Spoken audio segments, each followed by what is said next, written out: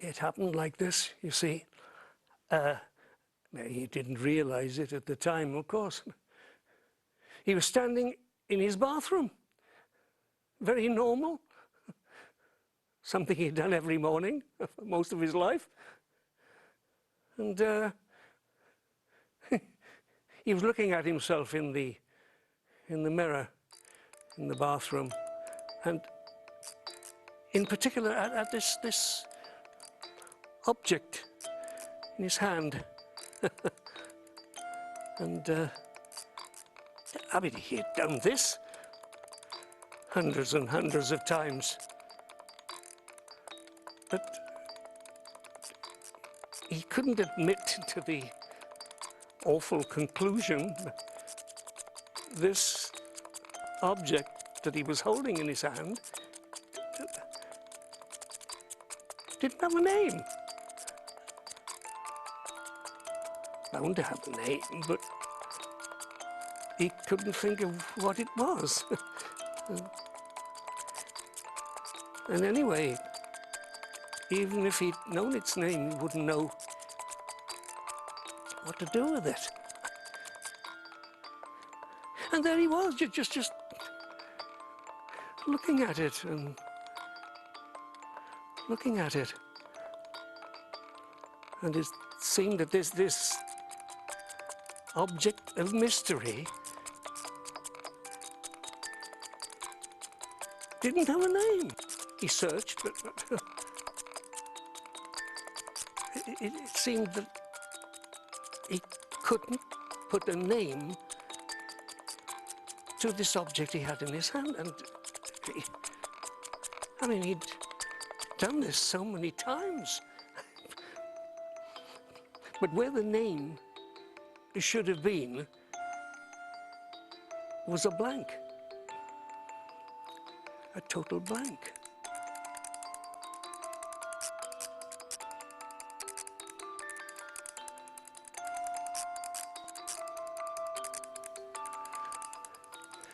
Halfway between Villiers Street and the bloody station, he suddenly remembered that he didn't know where he was. Had no idea where he was. So he started walking and walking and walking. And then it started to rain, but he kept on walking. He walked way out of town, past the flyover, onto the motorway. Just kept walking. And then the heavens opened. He was drenched. He still kept walking, the bloody imbecile. And he was picked up by the police at 10 o'clock that night. And he left home at 8 in the morning. Yeah.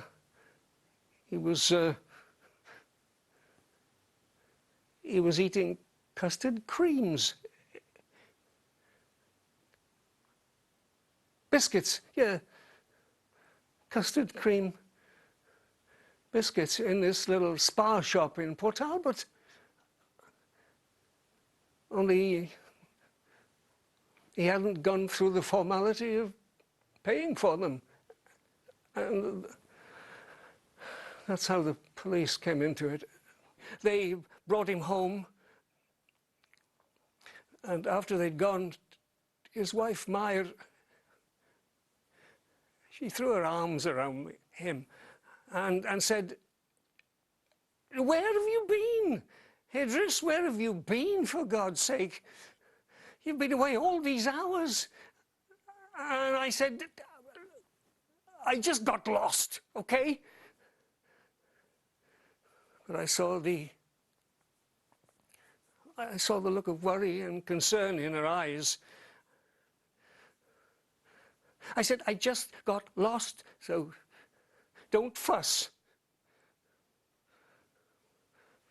But I remembered the look in her eyes, all right.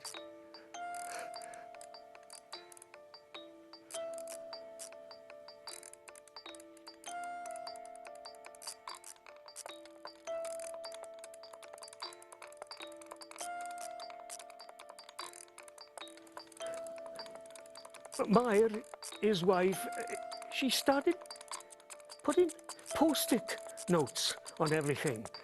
You know, on objects. You know, on the fridge and,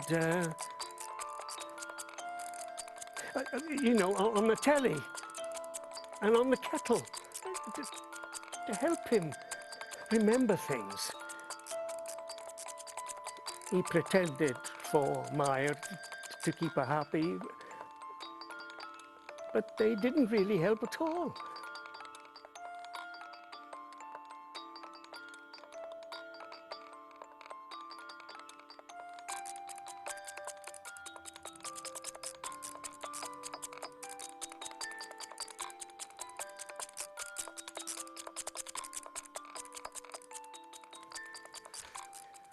He fought against it.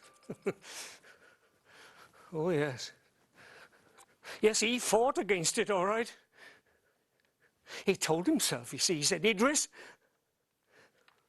you've got to fight. You don't give in. You must fight this thing.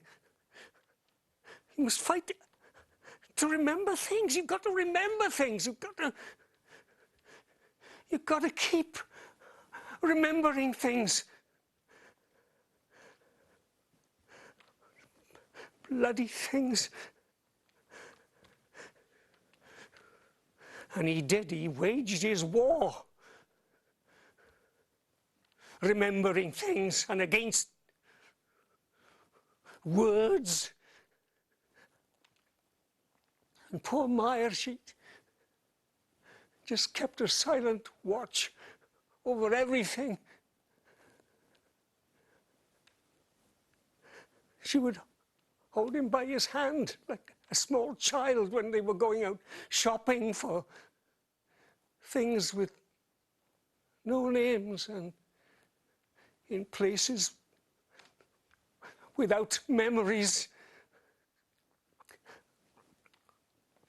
Meyer, oh, she just kept silent watch over everything. Now, where was I? Oh, yes. He was in hospital. A&E. The neighbour from number 12 found him in a hell of a state. Apparently he'd broken out of his own house, smashed the window to smithereens, and then went on his travels. This was a few months after Nigel, his boss, offered him early retirement. Idris knew then, deep inside, that that was the end of everything. When he left, they gave him a marvellous gold watch. Real gold. But deep in his heart of hearts, Idris knew it was the end of everything. He remembers it all right. He remembers it well. Meyer, in tears, clinging to him for dear life. He was struggling to move, but she wasn't going to let it happen. Oh no, she was holding his hands, desperately holding on, and crying and crying. And he said, look, let me go. I said, who are you? Who are you, woman? And he wanted to go. He said, let me go. And she said no, and held on tighter than ever for grim death. I said, who are you? He said, let me go. I said, let me go.